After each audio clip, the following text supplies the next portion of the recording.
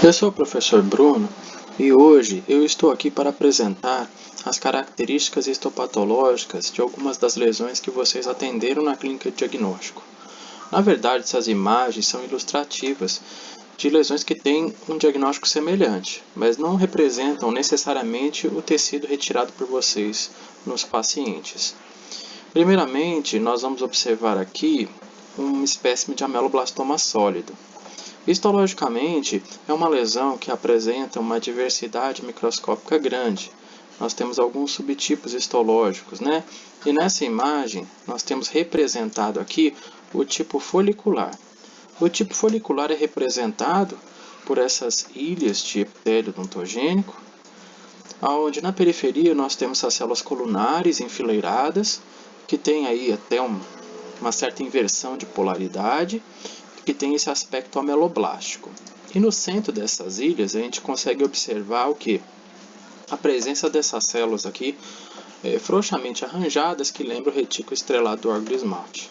O tipo folicular então são essas ilhas desse epitélio odontogênico por todo o espécie, né? E pode ter algumas áreas de degeneração cística no interior das ilhas. Conseguimos observar também nesses espécimes que eles apresentam um estroma de tecido conjuntivo, né? Um tecido de suporte, né? Ele não é um tecido, não é um parênquima tumoral, né? Ele é um estroma, como a gente pode observar. E como é muito comum também, nós podemos ter também mais de um tipo, mais de um padrão histológico numa mesma lesão. A gente consegue observar nesse espécime, por exemplo, que nós temos áreas plexiformes, que são essas áreas onde nós temos esses cordões de epitélio odontogênico, também com esse aspecto ameloblástico na periferia, onde eles se anastomosam, se unem e formam esses longos cordões neoplásicos. E mais uma vez a gente pode observar aqui o estroma de tecido conjuntivo. Vale ressaltar que os ameloblastomas clinicamente têm um comportamento localmente invasivo, agressivo, expansivo, e por isso tem um grande significado clínico, porque realmente quando diagnosticados tardiamente, eles podem levar aí nas cirurgias mutiladoras aos pacientes. E tem um potencial de crescimento bem expressivo. É uma lesão que tem que se tomar bastante cuidado. É uma lesão de origem odontogênica, como a gente mencionou aqui no vídeo, do epitélio odontogênico. E vale a pena frisar também que é um dos neoplasias de maior significado para nós aí da área da odontologia, no que se refere a tumores odontogênicos. Partindo agora para uma outra lesão, nós vamos abordar o queratocisto odontogênico, que ele é composto aqui por uma cápsula cística, igual vocês estão observando aqui na ponta das setas, e essa cápsula cística, olhando no maior aumento, ela é revestida internamente por um epitélio bem peculiar. É um epitélio composto aí por poucas camadas de células, de 6 a 8 camadas de células. Ele varia aí de um epitélio pavimentoso até com um aspecto um pouco mais cuboidal, onde ele demonstra uma área onde a gente consegue ver células enfileiradas, hipercromadas, que são dispostas em paliçada. É uma característica bem marcante dessa lesão. E os queratocistos também apresentam outra peculiaridade, que é essa camada de paraqueratina voltada aqui para o lúmen cístico e que ela é corrugada, tem esse aspecto de ser ondulado aqui. Podemos observar também que no lúmen cístico, nessa cavidade, nós temos aí o destacamento, que é oriundo deste epitélio aqui do revestimento, dessas lâminas de queratina, formando aí essa coleção de queratina no interior do cisto. Macroscopicamente, isso pode ser percebido em alguns casos durante o transcirúrgico, onde uma espécie de material caseoso está presente.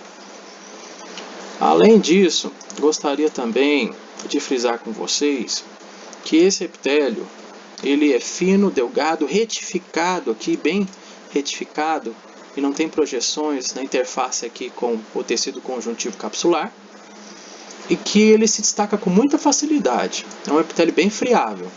Isso também rende uma outra característica na clínica, que é uma característica que durante o transcirúrgico, na remoção dessa lesão, dificilmente ela é removida por completo, assim.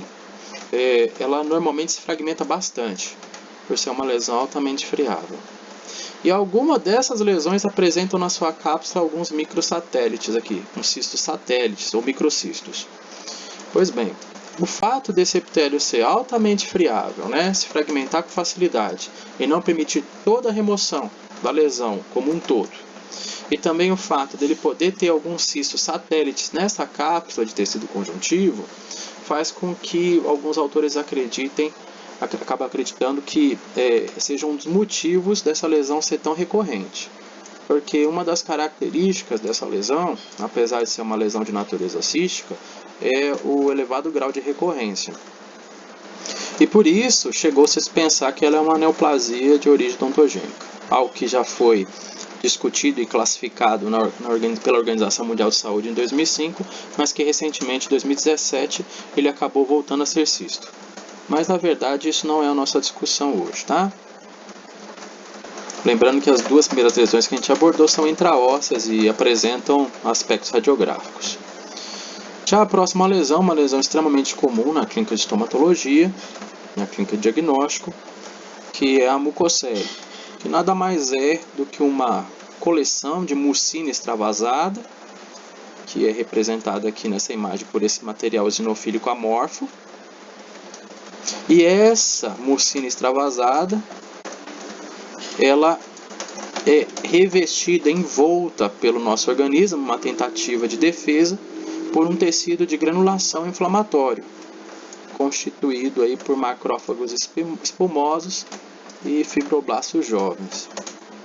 E esse tecido de granulação ele acaba então envolvendo essa mucina extravasada, e como a gente consegue observar aqui, nós temos a presença abundante desses macrófagos espumosos para todos os lados.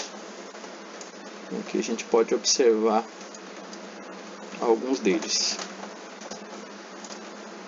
As mucoceles são oriundas da ruptura de um ducto de glândula salivar, normalmente em decorrência de um trauma, e são lesões mais comuns no lábio inferior. E uma vez esse ducto sendo rompido, a mucina extravasa os tecidos intersticiais, subjacentes, adjacentes aí, a região ductal, e nós temos então essa reação inflamatória tentando englobar isso. E na clínica o reflexo disso é a formação de uma vesícula ou de uma bolha. Aqui a gente consegue ver em melhor detalhe o tecido de granulação dessa vesícula, dessa bolha, dessa lesão. E aqui acima já é o epitélio de superfície da mucosa oral. Então é uma lesão que fica logo abaixo do epitélio. E dependendo, obviamente, dessa relação, dessa proximidade, são lesões que podem ter um aspecto mais translúcido, mais azulado, tudo dependendo da profundidade deles nos tecidos.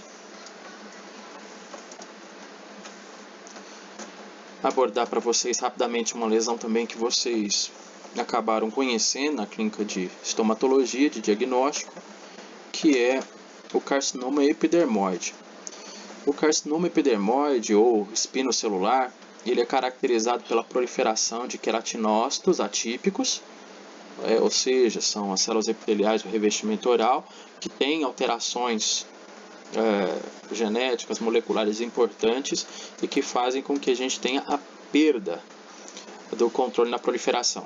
Então, existe uma alteração em várias vias de sinalização celular, tanto as que estimulam a proliferação quanto as que controlam a apoptose e outras vias, e isso acaba rendendo nessa proliferação descontrolada e a invasão dos tecidos subjacentes. O carcinoma epidermoide é uma verdadeira aula de alterações citológicas, como a gente pode observar aqui, e é muito comum ver uma perda de maturação muito grande nas células de carcinoma. O carcinoma é representado então por essas ilhas de queratinócito atípico que invadem os tecidos, e conseguimos observar que há uma alteração celular muito importante. Células multinucleadas, a gente consegue observar hipercromasia e pleomorfismo celular. Nós temos também um aumento no número de mitoses, como a gente consegue observar isso em vários campos, nucléolos proeminentes, uma série de alterações que são visíveis aqui. né? E sem contar que o epitélio displásico próximo ao carcinoma, ele também tem várias figuras de atipia, inclusive as projeções em gota. Alterações na polarização das células que ainda estão estruturadas, perda de estratificação, ou seja, várias alterações que a gente consegue observar, células morfologicamente alteradas, que são reflexo, obviamente, da alteração genética presente nessa lesão. E notem, né, ela vem da superfície e vem invadindo todo o tecido subjacente até se desprender, né, que é a característica do carcinoma. Aqueles que têm um grau de diferenciação maior, a gente consegue ainda ver aí a questão de células de queratina, área de ceratinização, e mostra que ele ainda tem algum grau de maturação semelhante ao tecido epitelial do revestimento oral, mas com o tempo algumas dessas lesões podem perder esse grau de diferenciação e ficarem menos parecidas com o epitélio de revestimento da cavidade oral. Isso aqui é uma neoplasia maligna que infelizmente ainda ceifa a vida de muitas pessoas aí no Brasil e no mundo, como vocês também puderam observar nos pacientes da clínica. E como vocês estão observando no histológico, a gente não tem uma área nítida de úlcera, né? Mas representativamente na clínica ele imita uma úlcera, ele é uma pseudo-úlcera. E na verdade isso é por causa de uma alteração de maturação desse epitélio aqui, que faz com que a gente tenha, na maioria das vezes, aquelas alterações clínicas que mimetizam uma úlcera. Essa falta de maturação faz com que esse epitélio, de uma maneira imperfeita, esteja revestindo aquela região que está sendo acometida e dá um aspecto de necrose na região. E por fim, uma das lesões também que vocês abordaram bastante na clínica e fizeram diversas biópsias é o granuloma piogênico. Ele é uma lesão altamente vascular, ele é caracterizado então pela proliferação de endoteliócitos bem grande, com formação desses vasos sanguíneos. Então essas células endoteliais aqui, elas acabam formando vasos sanguíneos em todo o espécime, é uma lesão altamente celularizada, sangrante e que normalmente é resposta a algum agente irritante local, né? É uma lesão que a gente pode observar na clínica que ela tem um aspecto bocelado, vermelho vivo, em virtude dessa alta vascularidade. E é uma lesão que invariavelmente também apresenta zonas de úlcera, como vocês estão vendo aqui, ó. A ausência do epitélio aqui e essa região fibrino-purulenta, bem evidente. Eu acho que fica mais evidente a gente observar essa solução de continuidade do epitélio bem aqui, nessa margem da úlcera. A úlcera começando, aqui o revestimento epitelial. E lembrando que é comum também, bem na borda da úlcera do granuloma, a gente ter esses colaretes epiteliais. São essas acantoses, essas hiperplasias aqui, bem na borda da úlcera. São lesões que na superfície tem uma coleção purulenta de neutrófilos, né, um infiltrado agudo, e em profundidade há uma tendência desse infiltrado ele ser crônico, né, como a gente pode observar aqui na imagem. Então, às vezes, alguns livros até mencionam que é um infiltrado misto. Pois bem, então essas foram as explanações de hoje. Espero que isso tenha auxiliado vocês no estudo da histopatologia e eu gostaria de sugerir então, como uma referência para essa aula de hoje, o livro Histopatologia Oral Básica, que está disponível na minha biblioteca, que é a biblioteca virtual da Unievangélica. Estudem e correlacionem com os casos que vocês têm no Evernote. Até mais!